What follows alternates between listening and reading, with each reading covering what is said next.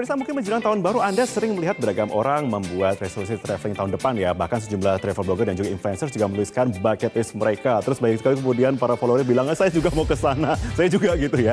Nah, menarik sekali kita lihat bagaimana tren wisata tahun 2020. Nah, seperti apa kiranya tren wisata versi travel blogger and influencer Kadek hari ini? Langsung saya undang saja deh. Halo Kadek. Halo.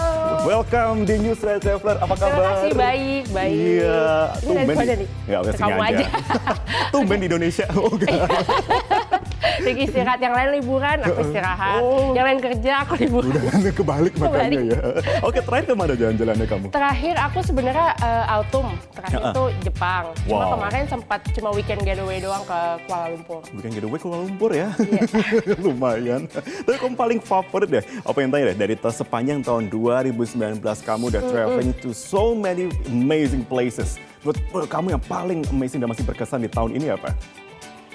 Mungkin kalau dari aku Oman kali ya. Oman. Oman dan New Zealand. Oh, gitu. Oman dan New Zealand. Why? Kenapa Yang paling Oman? berkesan. Dari dulu tuh aku sebenarnya sangat-sangat tertarik dengan negara Timur Tengah. Karena kan jarang diliput ya. Jadi kayak makin malah tambah makin penasaran pengen ke sana gimana. Dan ternyata Oman itu alamnya tuh cantik banget.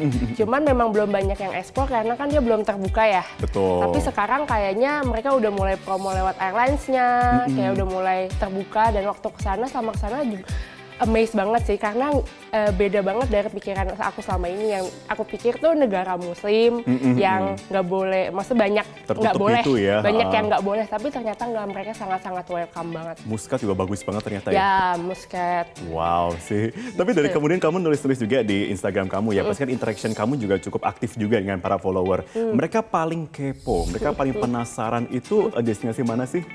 Paling penasaran sebenarnya Indonesia masih sangat diminati sih. Kayak contohnya kemarin aku Banyuwangi. Banyuwangi itu masih sangat diminati. Terus aku sempat eksplor Tanjung Pinang. Waktu itu Tanjung Pinang mungkin orang belum pernah banyak yang dengar ya. Padahal di Tanjung Pinang itu dia sejarahnya kan lekat dengan Melayu ya. Jadi kayak percampuran antara Indonesia dan Melayu. Menarik banget sih, khususnya kuliner. Kulinernya itu sangat menarik. Terus kayak waktu itu aku ke Pekanbaru juga.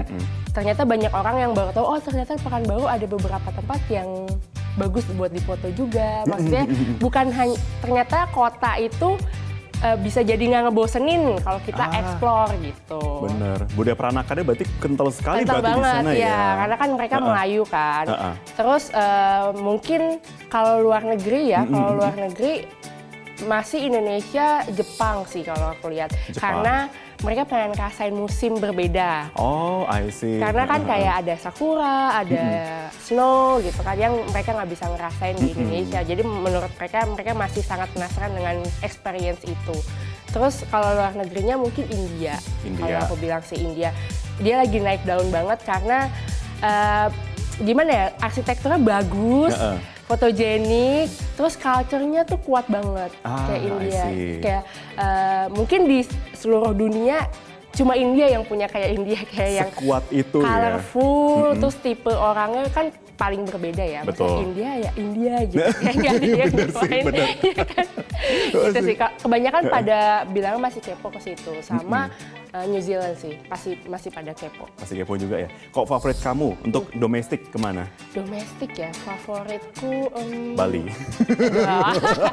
Aku masih tetap Labuan Bajo sih. Oh, Labuan Bajo. Labuan Bajo, dan sekarang Labuan Bajo semakin banyak penginapan yang bagus-bagus, banyak yang baru-baru kan.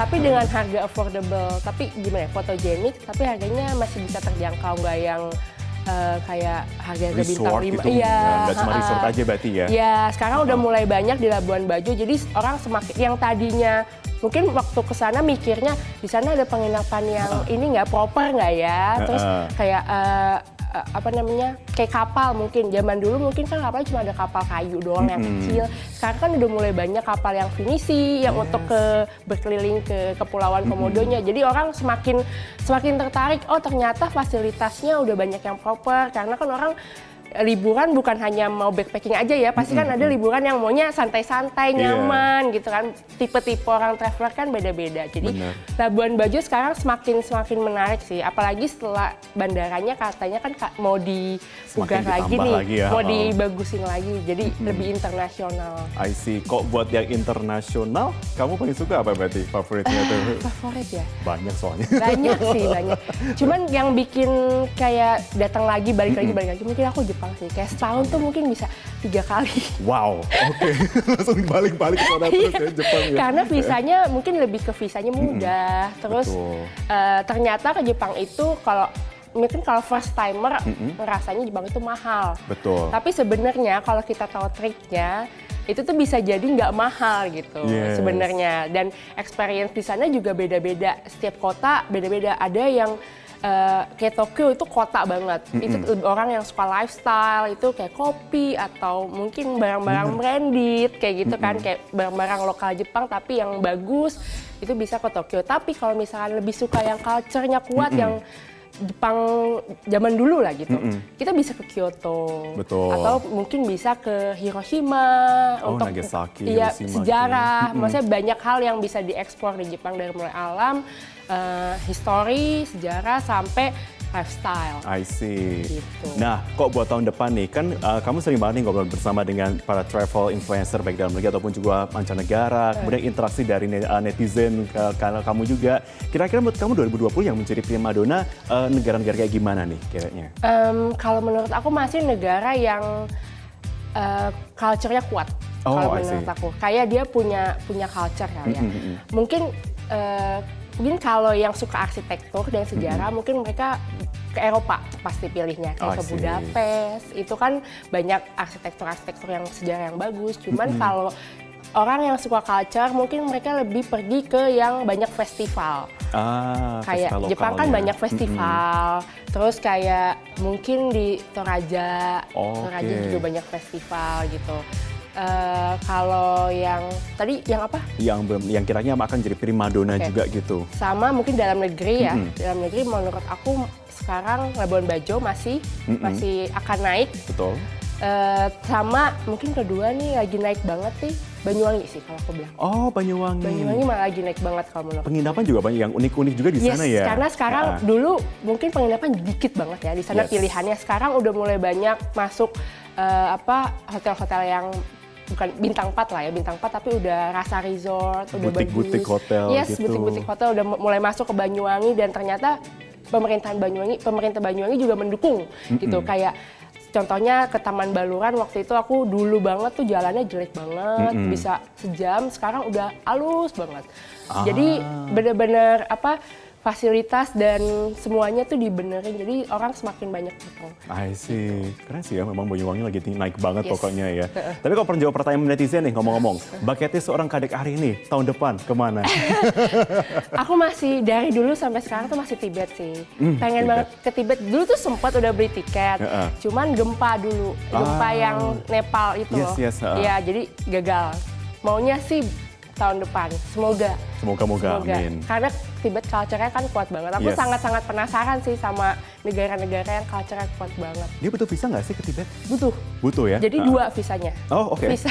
Karena dia sebenarnya masuk negara Cina kan, tapi beda sama Cina gitu. Jadi visa Cina sama Tibet Permit namanya. Tibet Permit, oke. Berarti entry-nya masuknya dari China berarti? Dari China masuknya. Oh, I see. Seperti North Korea berarti ya, dari China berarti kok mau ke sana gitu ya aksesnya. Oh, I see. Saya sekalian konsultasi nih ngomong-ngomong. Tapi saran dong buat para netizen semua. Pasti banyak dong yang menerima kemudian DM, "Kak, aku baru pertama kali nih, aku pengen jalan-jalan keluar nih, aku pengen gini." Kira-kira yang perlu dipersiapkan ketika pengen jalan-jalan keluar negeri itu apa sih ngomong-ngomong? Pertama mungkin dokumen ya. Dokumen. Karena kan kita kayak paspor itu crucial banget. Kita mesti tahu masa berlakunya harusnya minimal berapa, terus visanya tuh gimana, itu kita mesti tahu dokumen.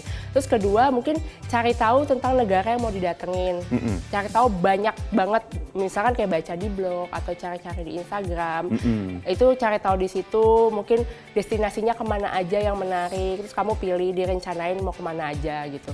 Terus ketiga mungkin dari jauh-jauh hari udah rencanain kayak hotel, tiket pesawat, karena kan kalau deket-deket hari kan mahal banget kan. Dan kita juga harus persiapkan diri nih, misalkan mau perginya di long holiday gitu, libur lebaran, itu kan berarti harganya lebih naik kan.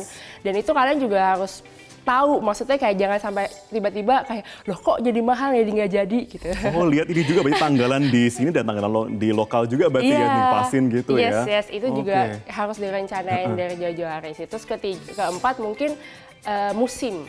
Lebih ke musim kayak travelingnya bakalan musim apa nih? Apakah musim winter kah atau autumn kah? Nah itu harus cari tahu suhunya berapa. Jadi kita bisa menyesuaikan pakaian.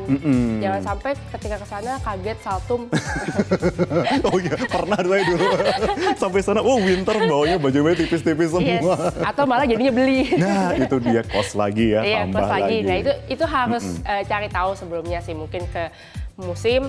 Terus terakhir persiapin diri sih. Lebih ke persiapin mental diri, kita bakalan ketemu culture yang beda nih, orang yang berbeda, dan kita ada di negara asing, maksudnya bukan di negara asing, maksudnya kita ada di rumah orang.